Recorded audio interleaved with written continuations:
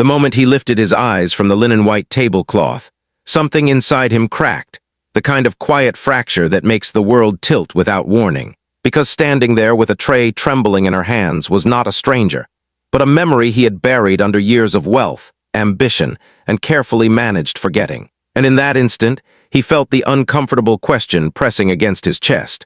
What if the past you ran from suddenly stood right in front of you asking nothing at all?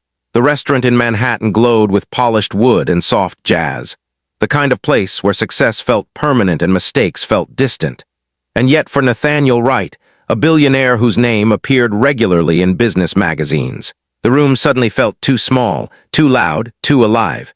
Because the waitress moving carefully between tables was Hannah Brooks, the girl who used to sit 2 rows behind him in a small Ohio classroom, the girl who once shared her lunch with him when his family could not afford much, the girl whose laugh used to fill hallways that smelled of chalk and hope. She looked thinner now, older in a way that had nothing to do with years, her blonde hair tied back neatly, her eyes trained downward as if the floor itself demanded her attention. He watched her move, balancing plates with a practiced precision that spoke of long hours and quiet endurance. And as she approached his table, he felt a wave of guilt rise so suddenly it made his hands tense. Life had carried him far from that town, from those classrooms, from the promise he once made to himself that if he ever escaped, he would never forget where he came from. Yet here he was, wrapped in a tailored suit worth more than most people's rent, realizing that he had forgotten far more than he ever intended. If you were sitting there, watching someone from your past struggle in silence, would you look away to protect your comfort? Or would you let the truth disturb you? Hannah did not recognize him at first, or perhaps she did and chose not to show it, because recognition can be heavier than ignorance when pride is all you have left. She placed the plate down carefully, her hands steady despite the faint tremor that came from exhaustion, and for a moment their eyes met, and in that fragile second the years collapsed.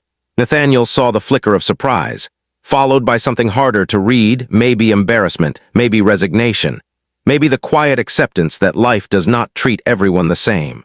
He remembered how she had dreamed of becoming a teacher, how she stayed late after school to help others, how her family struggled even back then, and how she never complained. After she walked away, the food in front of him lost its taste, because memory has a way of ruining even the finest meals. He thought of the night he left Ohio with nothing but a scholarship and stubborn determination, how Hannah hugged him and told him he was going to change the world, and how he promised to come back one day. He never did. Life grew fast and loud, success demanded everything, and the past slowly became a story he told himself when it was convenient. Meanwhile, Hannah's path had clearly not been as kind, and the weight of that imbalance pressed on him until it felt unbearable. Hannah's life had not unraveled in one dramatic fall, but in a series of quiet losses that no one applauds or notices. After graduation, she stayed to care for her sick mother, working 2 jobs while attending community college at night, only to leave school when medical bills swallowed every spare dollar. She married young, hoping love would be enough, and learned too late that love does not always protect you from disappointment. When her marriage ended, she moved to New York chasing opportunity, only to find herself trapped in a cycle of rent, tips, and fatigue, telling herself each night that tomorrow might be different. She wore her resilience like armor, invisible but heavy, and learned to smile even when her heart felt hollow. Nathaniel did not sleep that night. The image of Hannah standing there replayed again and again, stirring something he had ignored for too long. He thought about the speeches he gave on success, the articles praising his philanthropy, and realized how easy it was to donate to causes that never forced him to face his own past. Helping strangers was noble, but helping someone you once loved as a friend required humility, and humility is far more uncomfortable than generosity. He wondered what kindness really meant when it arrived too late, and whether offering help now would feel like charity or redemption. The next evening, he returned to the restaurant, not as a billionaire dining in luxury, but as a man carrying the weight of unfinished promises. He watched Hannah from a distance, noticing the way she rubbed her wrist when she thought no one was looking, the way she lingered for a second longer at empty tables, gathering herself before moving on. When she finally noticed him again, there was no shock this time, only a quiet understanding that some encounters are unavoidable. He did not approach her table or draw attention. Instead, he asked the manager about her, learning about her reliability, her kindness, her willingness to cover extra shifts without complaint. What Nathaniel did next was not the dramatic gesture people expect from wealth, because true change rarely arrives with applause. He began by paying off her outstanding medical debts anonymously, ensuring her mother could finally receive proper care without the shadow of fear.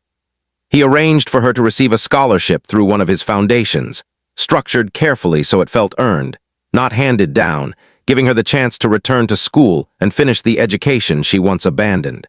He offered her a position within his company's community outreach program, not as a favor, but because her life experience gave her a perspective no executive could fake.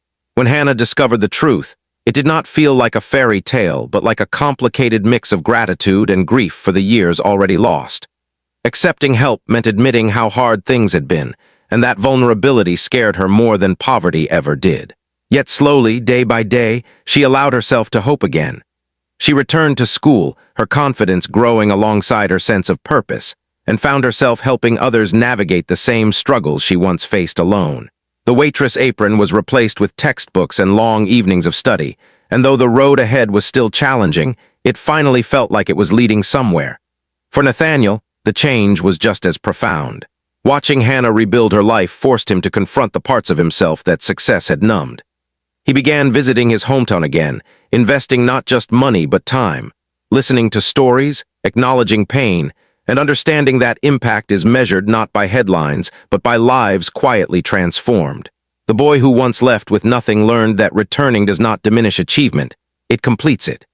Years later, when Hannah stood in a classroom as a certified teacher, guiding children who reminded her of herself, she often thought about the night in the restaurant when the past collided with the present.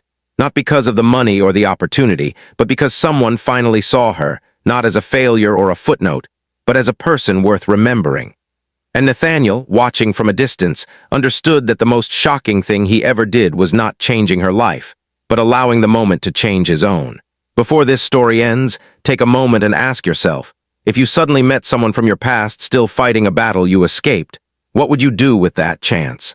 If this story truly touched your heart, please like, comment, share, and subscribe, and let others feel the power of kindness, regret, and second chances too.